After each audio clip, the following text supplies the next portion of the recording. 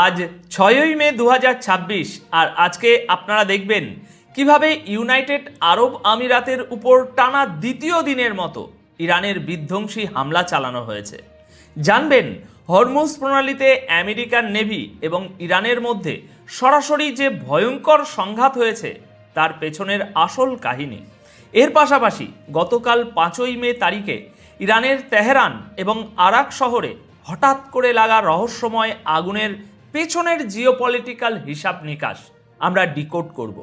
আরও থাকছে ইসরায়েলি এয়ারফোর্সের নতুন চিফের ইরানকে দেওয়া সরাসরি হামলার হুমকি এবং ঠিক ওই একই দিনে অর্থাৎ 5ই মে সন্ধ্যায় ইউক্রেনের উপর রাশিয়ার গাইডেড বোমার ভয়ঙ্কর হামলার খবর।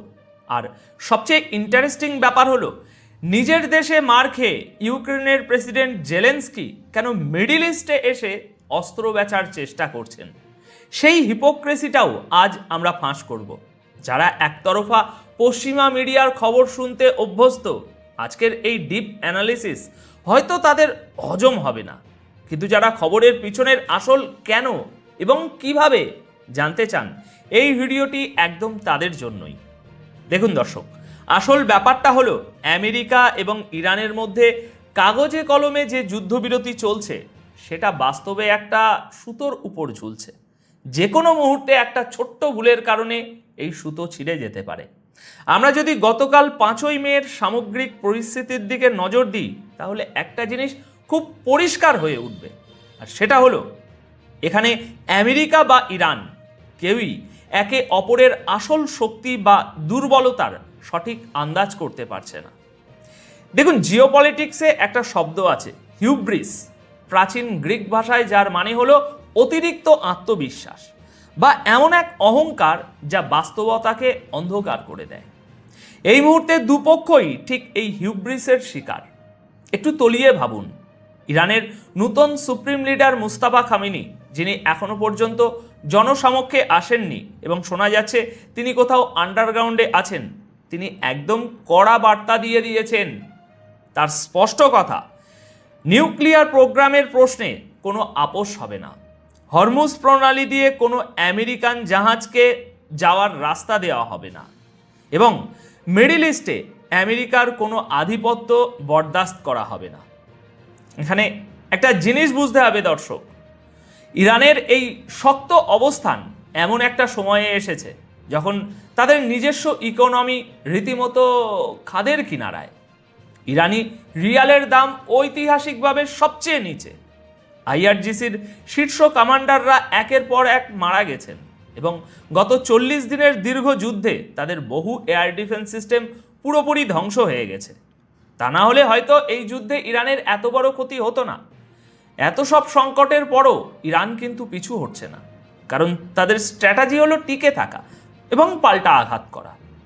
অন্যদিকে আমেরিকার প্রেসিডেন্ট ডোনাল্ড ট্রাম্পও ঠিক একই রকম মারাত্মক এক ভুল ধারণার মধ্যে বাস করছেন।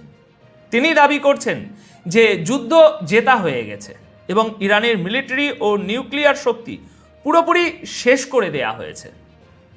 কিন্তু বাস্তব পরিস্থিতি যে এর থেকে কয়েক ক্রোশ দূরে, সেটা আজকের ঘটনাই প্রমাণ করে। আমেরিকার প্রজেক্ট ফ্রিডমের আওতায় ট্রাম্প যখন গায়ের জোর খাটিয়ে হরমুজ প্রণালী খোলার চেষ্টা করলেন, তার জবাবে ইরান সরাসরি ইউএইর শহর এবং তেলের খনিগুলোতে ডজনখানেক মিসাইল ও ড্রোন দিয়ে ভয়াবহ হামলা চালিয়ে বসল। হরমুজ প্রণালীর এই সংঘাতে আমেরিকা দাবি করছে যে তারা ইরানের 7টি স্পিডবোট ডুবিয়ে দিয়েছে, যেখানে ইরান স্বীকার করেছে যে তাদের সাধারণ মানুষের 2টো ছোট জাহাজ ডুবেছে। ট্রাম্প হয়তো দাবি করেছেন যে তারা 2টো কমার্শিয়াল জাহাজ হরমুজ দিয়ে বের করে আনতে পেরেছেন, কিন্তু ইরান পাল্টা দাবি করেছে যে তারা আমেরিকার নেভির 2টো জাহাজে সরাসরি হিট করেছে। দেখুন, গত 48 ঘন্টায় হরমুজে যা ঘটেছে সেটা আমেরিকার জন্য কোনোভাবেই কোনো বড় সাফল্য নয়, বরং এটা একটা ট্রেলার মাত্র। আমেরিকা যদি জোর করে এই রুট আবার খোলার জিদ ধরে, তবে সামনের দৃশ্যপট কতটা ভয়াবহ হতে পারে এটা তারই একটা ছোট্ট প্রমাণ। এই পুরো সিজফায়ার এবং বর্তমান জিওপলিটিক্যাল পরিস্থিতি একটা অহংকারের উপরে দাঁড়িয়ে আছে। দুপক্ষই একে অপরকে আন্ডার এস্টিমেট করছে, যা অদূর ভবিষ্যতে গোটা দুনিয়াকে একটা বিশাল যুদ্ধের দিকে টেনে নিয়ে যেতে পারে। এবার আসুন সরাসরি রণক্ষেত্রের একদম তাজা আপডেটে যাই। দর্শক, সংযুক্ত আরব আমিরাতের উপর ইরানের হামলার যে সিরিজ শুরু হয়েছে তা টানা দ্বিতীয় দিনেও অব্যাহত রয়েছে এবং গোটা অঞ্চলে রীতিমতো হাহাকার পড়ে গেছে। গতকাল মঙ্গলবার সন্ধ্যায় ইউএইর ডিফেন্স মিনিস্ট্রি আনুষ্ঠানিকভাবে জানিয়েছে যে ইরান থেকে ধেয়ে আসা মিসাইল এবং ড্রোনগুলোকে আটকাতে তাদের এয়ার ডিফেন্স সিস্টেমগুলো পুরোপুরি অ্যাক্টিভ রয়েছে এবং আকাশে সেগুলোকে ধ্বংস করার জোর চেষ্টা চলছে। এর ঠিক আগে সোমবার দিন ইরান ইউএইর উপর এক বিশাল হামলা চালিয়েছিল, যেখানে 12টি ব্যালিস্টিক মিসাইল, 3টি ক্রুজ মিসাইল এবং 4টি ড্রোন ব্যবহার করা হয়েছিল। যদিও ইউএই দাবি করেছে তারা এগুলো ইন্টারসেপ্ট করেছে, কিন্তু এই ইন্টারসেপশনের ফলে উপর থেকে পড়া ধ্বংসস্তূপের আঘাতে 3 জন আহত হয়েছেন এবং সবচেয়ে বড় কথা হলো একটি ড্রোন ফুজায়রা শহরের একটি অয়েল ফেসিলিটিতে সরাসরি আঘাত এনে আগুন ধরিয়ে দিয়েছে। ইউএই প্রশাসন অত্যন্ত কড়া ভাষায় জানিয়েছে যে আন্তর্জাতিক আইন অনুযায়ী ইরানের এই হামলার জবাব দেওয়ার পূর্ণ অধিকার তাদের রয়েছে। অর্থাৎ ইউএই এখন আর হাত গুটিয়ে বসে থাকবে না। এখানে জিওপলিটিক্যাল দাবার চালটা বুঝতে হবে দর্শক। ডোনাল্ড ট্রাম্প যখন সামরিক শক্তির ব্যবহার করে হরমুজ প্রণালী খোলার কথা বলছেন, ইরান তখন খুব চালাকি করে শুধু আমেরিকাকে নয়, বরং এই অঞ্চলে আমেরিকার সবচেয়ে কাছের মিত্রদেরও টার্গেট করছে। ইরান বুঝিয়ে দিচ্ছে আমেরিকা যদি বাড়াবাড়ি করে তবে তার মিত্রদের ইকোনমি এবং তেলের খনিগুলোও আর নিরাপদে থাকবে না। টানা 2 দিনের এই হামলায় কাগজে কলমের সেই সিজফায়ার আসলে পুড়ে ছাই হয়ে গেছে ইতিমধ্যে। হরমুজ প্রণালীর নীল জলরাশি এখন বারুদের গন্ধে ভরে গেছে। খবর এসেছে যে হরমুজ পার হওয়ার সময় ইরান এবং আমেরিকান নেভির মধ্যে একটা ভয়ঙ্কর সম্মুখ সমরের সৃষ্টি হয়েছে। আমেরিকান নেভির 2টো বড় ডেস্ট্রয়ার ইউএসএস ট্র্যাক্সটন এবং ইউএসএস মেসন যখন হরমুজ প্রণালী পার হওয়ার চেষ্টা করছিল, ঠিক তখনই ইরান অত্যন্ত সুপরিকল্পিতভাবে তাদের উপর মিসাইল, ড্রোন এবং ফাস্ট অ্যাটাক স্পিডবোট দিয়ে চারিদিক থেকে একযোগে হামলা চালায়। পেন্টাগনের অফিসিয়ালদের মতে এটা কোনো সাধারণ হামলা ছিল না, বরং আমেরিকান জাহাজগুলোকে পুরোপুরি ঘিরে ফেলার জন্য ইরান একযোগে ক্রুজ মিসাইল এবং ড্রোনের পুরো একটা ঝাঁক ব্যবহার করেছিল। পরিস্থিতি বেগতিক দেখে আমেরিকা তাদের ফাইটার জেট এবং অ্যাপাচি হেলিকপ্টার আকাশে ওড়াতে বাধ্য হয়। আমেরিকান নেভির দাবি তারা আকাশ থেকে এই ড্রোন এবং মিসাইলগুলোকে পথেই ধ্বংস করে দিয়েছে এবং তাদের জাহাজের কোনো ক্ষতি হয়নি। কিন্তু ইরান বুক ফুলিয়ে দাবি করছে যে তারা আমেরিকান জাহাজে হিট করতে সফল হয়েছে। এই পুরো ঘটনাটি ট্রাম্পের সেই প্রজেক্ট ফ্রিডমের অংশ, আর এই প্রজেক্টের চরম সমালোচনা করে ইরানের সুপ্রিম লিডারের সিনিয়র অ্যাডভাইজার এবং প্রাক্তন পররাষ্ট্রমন্ত্রী আলী আকবর বেলায়েতি আমেরিকান মেরিনদের উদ্দেশ্যে একটা ভয়ঙ্কর সতর্কবার্তা দিয়েছেন। গতকাল মঙ্গলবার সোশ্যাল মিডিয়ায় এক দীর্ঘ পোস্টে তিনি সরাসরি সেই আমেরিকান সেনাদের মেসেজ দিয়েছেন যারা ইউএসএস ত্রিপলিতে চড়ে ইরানের জলসীমার কাছাকাছি পৌঁছে ঘাপটি মেরে বসে আছে। বেলায়েতির সোজা কথা, এই আমেরিকান সেনারা আসলে একটা কসাইখানার দিকে এগিয়ে যাচ্ছে, যেখানে তাদের স্রেফ কেটে কেটে টুকরো করা হবে। তিনি খুব লজিক্যালি একটা পয়েন্ট তুলেছেন যে ডোনাল্ড ট্রাম্প 2028 সালের পরেও ক্ষমতায় থাকার যে রাজনৈতিক স্বপ্ন দেখছেন, সেই ব্যক্তিগত লালসা মেটাতেই তিনি আমেরিকান সেনাদের জীবন এভাবে আজ বিপন্ন করছেন। এদিকে ইরানের ভিতরেও কিন্তু পর্দার আড়ালে অনেক কিছু ঘটে চলেছে, যা একেবারেই স্বাভাবিক নয়। গতকাল 5ই মে তারিখে ইরানের ভিতরে একই দিনে 2টো বড় এবং অত্যন্ত সন্দেহজনক অগ্নিকাণ্ডের ঘটনা ঘটেছে, যা সোশ্যাল মিডিয়া থেকে শুরু করে পুরো দেশের প্রশাসনে রীতিমতো তোলপাড় ফেলে দিয়েছে। মঙ্গলবার প্রথম ঘটনাটি ঘটে তেহরানের আন্দিশা এলাকার একটি বড় কমার্শিয়াল কমপ্লেক্সে।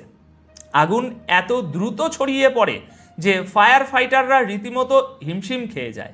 বিল্ডিংয়ের বাইরের অংশের ম্যাটেরিয়ালের কারণে আগুন চোখের পলকে এক ফ্লোর থেকে অন্য ফ্লোরে চলে যায় এবং একটা বাজে কাণ্ড হয়। ঠিক একই দিনে এই 5ই মে তারিখেই আরাক শহরের মিঘান ওয়েটল্যান্ডে আর একটা বিশাল আগুন জ্বলে ওঠে। প্রচণ্ড ঝোড়ো বাতাসের কারণে এই আগুন এতটাই ভয়াবহ রূপ নেয় যে প্রায় 100 হেক্টর এলাকা আগুনে পুড়ে ছাই হয়ে যায়। বাতাস এত তীব্র ছিল যে আগুন নেভানোর সমস্ত চেষ্টা কার্যত ব্যর্থ হয়ে যায়।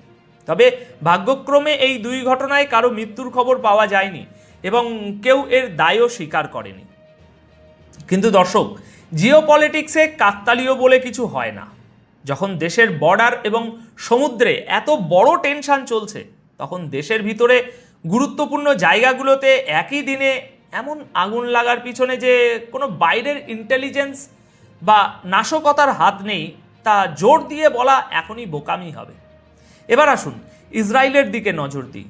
ইসরায়েলের এয়ারফোর্সে একটা বিশাল রদবদল হয়েছে এবং এই পরিবর্তনের টাইমিংটা খুবই গুরুত্বপূর্ণ। গতকাল 5ই মে তারিখে ইসরায়েলি এয়ারফোর্সের নতুন চিফ হিসাবে দায়িত্ব গ্রহণ করেছেন মেজর জেনারেল ওমের তিসলার। আর দায়িত্ব নেওয়ার প্রথম দিনেই তিনি ইরানকে সরাসরি এবং অত্যন্ত কড়া ভাষায় একটি হুমকি দিয়ে দিয়েছেন।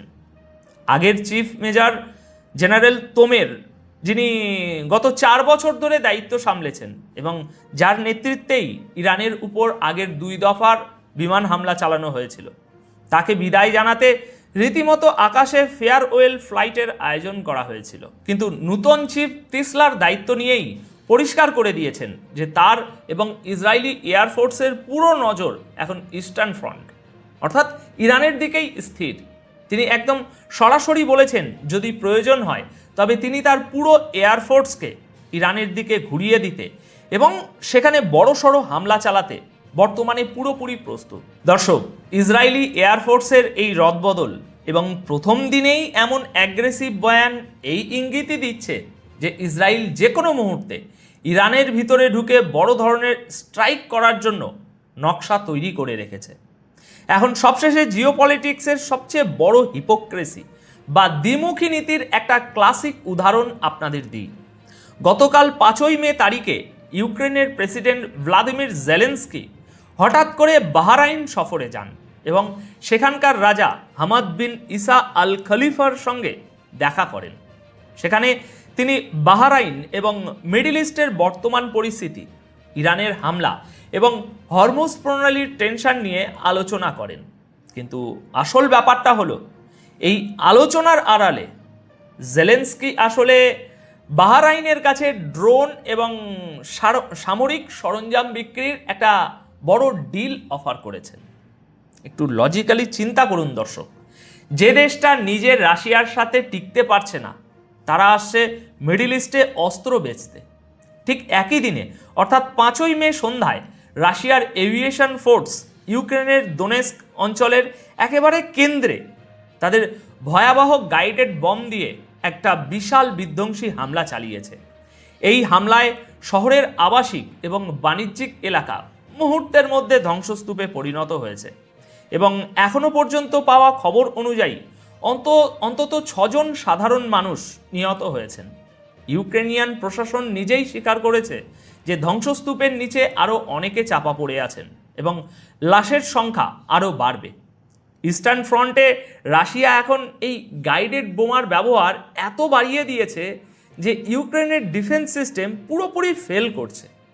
আর ঠিক সেই সময়ে জেলেনস্কি তার দেশের নাগরিকদের বাঁচানোর বদলে মিডল ইস্টে এসে নিজেদের দেশের ড্রোন আর ডিফেন্সিভ হাতিয়ার বেচার ধান্দায় ঘুরে বেড়াচ্ছে।